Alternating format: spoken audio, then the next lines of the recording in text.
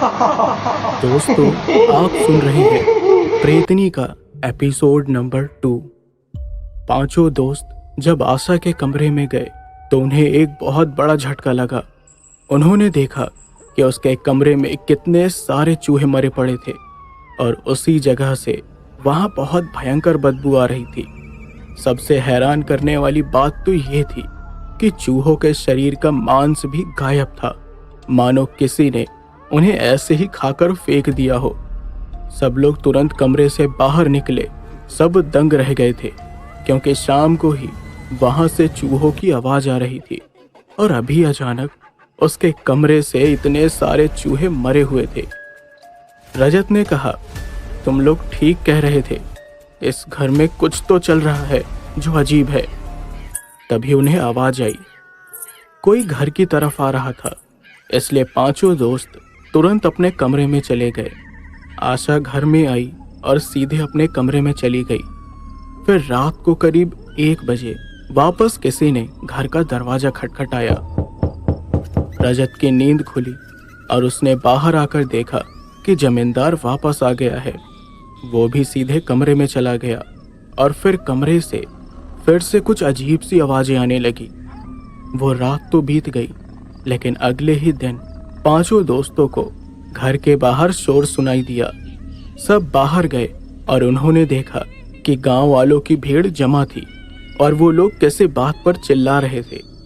जमींदार उन्हें शांत करने की कोशिश कर रहा था। तभी गांव के एक आदमी ने कहा, जमींदार जी, हमारे घर के जानवर एक एक करके गायब हो रहे हैं। या तो उनकी लाशें चौराहे पर मिल रही हैं और वो भी कटी फटी अवस्था में। हमें शक है कि आपके घर आए मेहमान ये सब कर रहे हैं। ये सुनकर पांचों दोस्तों के होश ही उड़ गए। रजत ने तुरंत कहा कि उनके पास ऐसा कुछ करने की वजह ही नहीं है, लेकिन गांव वाले उन्हें ही दोषी ठहरा रहे थे, ये कहकर कि शहरी लोगों को जानवरों का मांस वगैरह खाने का बहुत बड़ा शौक होता है। रजत ने जमींदार से कहा कि उन्होंने ऐसा कुछ भी नहीं किया है, बल्कि उन्हें तो गांव को ठीक से देखा तक नहीं है। इतने में ही पवन और सुजीत के दिमाग में कुछ आया और उन्होंने जमींदार से कहा, जमींदार जी, शक तो आपकी पत्नी पर भी जाना चाहिए, क्योंकि हर रात को न जाने वो क्या करने के लिए गांव में भटकती रहती है। सारे गांव वाले ये बात सुनकर चुप पड़ गए और जमींदार को शक की निगाहों से देखने लगे। लेकिन जमींदार को ये बात पसंद नहीं आई और उसने कहा कि आशा ऐसा नहीं कर सकती और वो जल्द से जल्द ये सब करने वाले असली गुनहगार को पकड़ लेगा। सारे गांव वाले तो वहां से चले गए और जमींदार ने पांचों दोस्तों को गुस्से से कहा कि कल शाम तक जमीन के कागजात उन्हें मिल जाएंगे, उसके बाद उन्हें यहाँ से निकलना होगा। ये कहकर वो भी आशा के पास चला गया। पांचों दोस्त उसके पीछे गए और कमरे के बाहर खड़े होकर उनकी बातें सुनने लगे।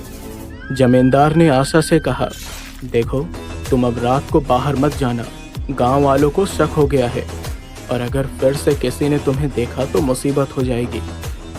पांचों को उसकी इस बात का मतलब समझ नहीं आया, लेकिन ये बात तो पक्की हो गई थी कि वो दोनों कुछ बहुत बड़ा राज छुपा रहे थे।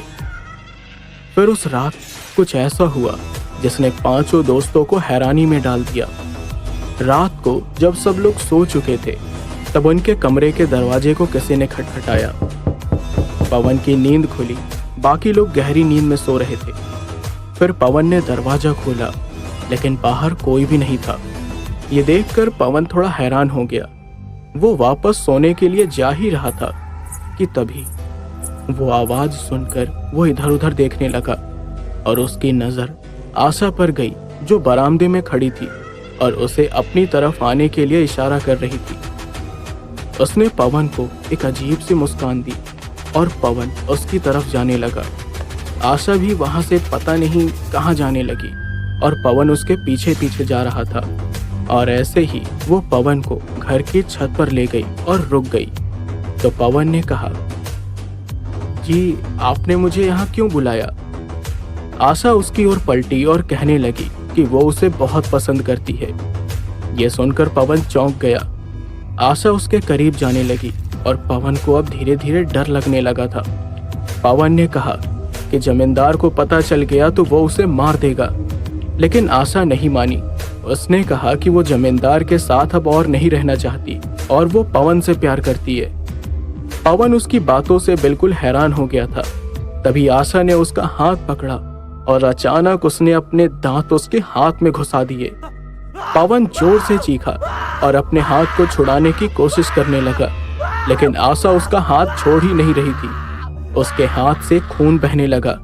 इस चक्कर में पवन छत के बिल्कुल किनारे पर पहुंच गया था और जैसे ही उसने पूरी ताकत लगाकर अपना हाथ छुड़ाने की कोशिश की, आशा ने उसे धक्का दे दिया और वो छत से नीचे गिर गया। तभी वो नींद से जागकर बैठ गया और जोर जोर से चिल्लाने लगा। उसकी आवाज सुनकर उसके चारों दोस्त उठ गए। उन्होंने देखा कि पवन चिल्ला रहा था। चारों उसका ऐसा बर्ताव देखकर घबरा गए। उन्होंने उसे शांत कराया और तब पवन को एहसास हुआ कि अभी अभी जो कुछ भी उसके साथ हुआ वो हकीकत नहीं था। वो ना तो छत पर था और ना ही छत से गिरा था। तो रजत ने पूछा कि क्या हुआ, तो उसने कहा कि उसने बहुत ही बुरा सपना देखा। जब वो शांत हुआ तो चारों दोस्त वापस से सो गए, लेकिन पवन की नींद ये देखकर उड़ गई कि उसके हाथ में किसी के दांतों के निशान सच में थे। अब उसकी सांसें अटक गई और बहुत पसीना आने लगा। उसको समझ आना बंद हो गया कि वो सपना था या हकीकत। सारी रात वो उस बारे में सोचता रहा। फिर अगले दिन जब पांचों दोस्त नाश्ता करने के लिए बैठे तो जमींदार की पत्नी उन्हें नाश्ता परोस रही थी और तभी वो पवन की ओर देखकर मुस्कुराई। ये वैसी ही हंसी थी जो रात को उसने अपने सपने में देखी थी। पवन डर गया। वो उसकी तरफ देख ही नहीं पा रहा था। नाश्ता करने के बाद जमींदार ने कहा कि आज शाम तक उन्हें कागजात मिल जाएंगे और रजत ने कहा कि वो लोग भी शाम को ही वहां से निकल जाएंगे। पर उस शाम को किसी कारण से जमींदार को जमीन के कागजात नहीं मिल पाए और इस वजह से उसे बहुत गुस्सा आया। उसे कहा गया कि जमीन के कागजात मिलने में अभी 2 दिन का समय लग जाएगा, यानी पांचों दोस्तों को वहां 2 दिन और रहना था। लेकिन पवन ये जानकर और डर गया क्योंकि अब वो जल्दी से जल्दी वहां से निकलना चाहता था। उसने रजत को भी ये बात बोली, लेकिन रजत ने कहा कि बस 2 दिन की ही तो बात है और वो लोग बिना जमीन के कागज लिए जा भी नहीं सकते। पवन के पास अब और कोई रास्ता नहीं था। गांव वालों के शक के कारण अब जमींदार की पत्नी घर से नहीं निकल रही थी, लेकिन उसके बर्ताव में कुछ बदलाव सा आ रहा था। वो अब बहुत गुस्से में रहने लगी थी और ये देखकर न जाने क्यों जमींदार के पसीने छूट रहे थे। उस रात पांचों दोस्त जब कमरे में बैठकर बातें कर रहे थे तब उन्हें जमींदार के कमरे से आवाज सुनाई दी। वो लोग बाहर गए तो देखा कि कमरे से ऐसी आवाज आ रही है कि कोई गुस्से में चीजें पटक रहा है। तभी जमींदार कमरे से अचानक बाहर निकला और जमीन पर गिर पड़ा। उसके सर से खून बह रहा था और वो बहुत डरा हुआ भी था। पांचों उसकी ऐसी हालत देखकर घबरा गए। जमींदार ने घबराते हुए बाहर से दरवाजा बंद कर दिया। अंदर से आशा की अजीब सी आवाज आ रही थी। जमींदार तुरंत घर के बाहर भागा और पांचों उसे देखते ही रह गए। फिर कुछ देर के बाद जमींदार घर आया और उसके हाथ में एक बड़ा सा बोरा था जिसमें न जाने पता नहीं क्या था। पांचों दोस्त छुपकर सब देख रहे थे, इसलिए जमींदार को पता नहीं चला। उसने कमरे का दरवाजा खोला और उस बोरे को लेकर अंदर चला गया और अचानक से सब कुछ बिल्कुल शांत पड़ गया। उसके आने से पहले आशा अजीब सी आवाज निकाल रही थी, लेकिन वो भी चुप हो गई। फिर थोड़ी देर के बाद वापस से जमींदार कमरे से वही बोरा लेकर निकला और घर के बाहर चला गया। पांचों दोस्त भी चोरी छुपे उसके पीछे गए। जमींदार घर के पीछे वाले खाली पड़े जगह पर गया और एक गड्ढा खोदने लगा। फिर उसने उस बोरे को उस गड्ढे में डाला और उसे वहां दफन करके लौट गया। उसके जाने के बाद पांचों दोस्त दोबारा उस जगह को खोदने लगे। उन्होंने उस बोरे को निकाला और उसे खोला और जो उन्होंने देखा वो देखकर उनका दिल दहल गया। उस बोरे में एक लाश थी जिसके शरीर के कई हिस्से के मांस को निकाला गया था। वो लाश जली हुई थी और ये देखकर उन सभी दोस्तों की हालत ऐसी खराब हुई जो कि बयान भी नहीं कर सकते।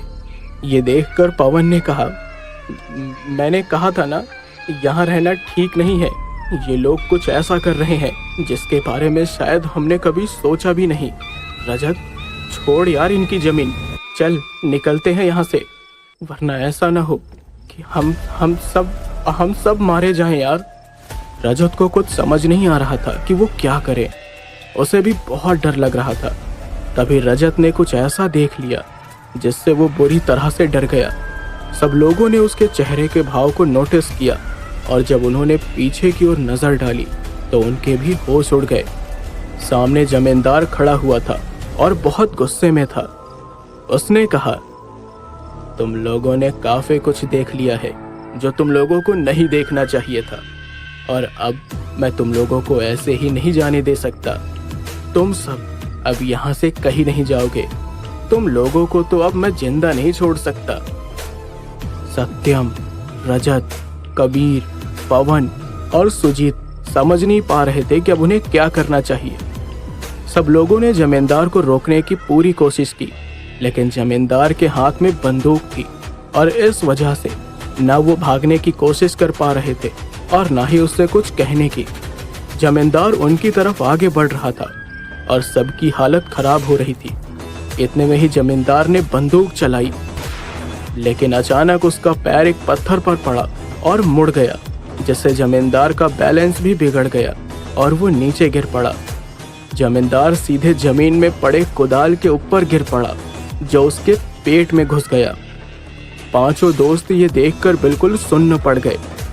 ये सब इतनी जल्दी हुआ कि उन्हें कुछ करने का मौका ही नहीं मिला। पेट में कुदाल घुसने के कारण वो जोर से चीखा और उसी वक्त वहीं मर गया।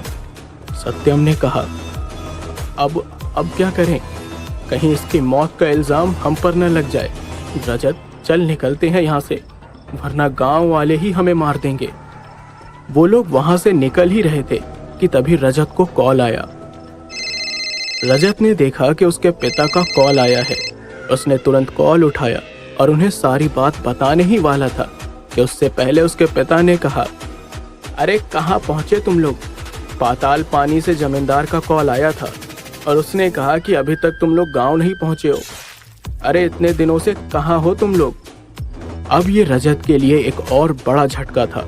उसका सर चकरा रहा था, कुछ समझ नहीं आ रहा था कि आसपास क्या हो रहा है। उसने अपने पिता को सारी बात शुरू से बताई और उसके पिता सब जानकर चौंक गए। उन्होंने रजत को तुरंत वहां से शहर वापस आने को कहा। रजत मान गया और अपने दोस्तों के साथ पहले उसने जमींदार की लाश को उसी गड्ढे में डालकर दफन किया और फिर वहां से शहर जाने के लिए निकल गया। उन्हें समझ नहीं आ रहा था कि अगर ये पाताल पानी गांव नहीं था तो उस बूढ़ी औरत ने उन्हें ये क्यों कहा कि ये वही गांव है, और इतना बड़ा इत्तेफाक कैसे हो सकता है कि इस गांव के जमींदार को भी अपनी जमीन बेचनी थी। फिर वापस जाते समय कबीर की नजर गांव के नाम के बोर्ड पर गई, जो आते समय दिखाई नहीं दी थी। उस बोर्ड में गांव का नाम लिखा था, पतर पाली। दोनों गांव के नाम मिलते जुलते थे और तब जाकर रजत को समझ आया कि शायद मिलते जुलते नाम की वजह से शुरुआत में उस बूढ़ी औरत ने गलत नाम सुन लिया और रजत को कहा कि ये पाताल पानी है। रजत अभी भी समझ नहीं पा रहा था कि उनसे इतनी बड़ी गलती कैसे हो गई। वो लोग किसी और गांव में कैसे पहुंच गए और उनके सामने वहां जमींदार की मौत भी हो गई। सबको बहुत भयंकर डर लग रहा था कि कहीं उन पर कोई मुसीबत ना आ जाए, इसलिए वो लोग तुरंत वहां से निकल गए। लेकिन दोस्तों, क्या ये कहानी का अंत है? क्या शहर जाने के बाद रजत और उसके दोस्तों की जिंदगी नॉर्मल हो जाएगी, या उसके बाद भी उनकी जिंदगी में नया मोड़ आएगा? क्या आशा को जमींदार की मौत का पता चलेगा, और जब पता चलेगा तो क्या करेगी वो? अभी भी बहुत से सवालों का जवाब पाना बाकी है, और इसी के साथ अभी इस कहानी में छुपा ऐसा रहस्य बाहर आने वाला है जो पांचों दोस्तों के ही नहीं बल्कि आपके भी रोंगटे खड़े कर देगा। लेकिन ये सारे रहस्य कहानी के आने वाले एपिसोड्स में खुलेगा, और इस कहानी के अगले एपिसोड के लिए आपको थोड़ा सा वेट करना होगा। तो मिलते हैं कहानी के अगले एपिसोड में एक नए मोड़ के साथ।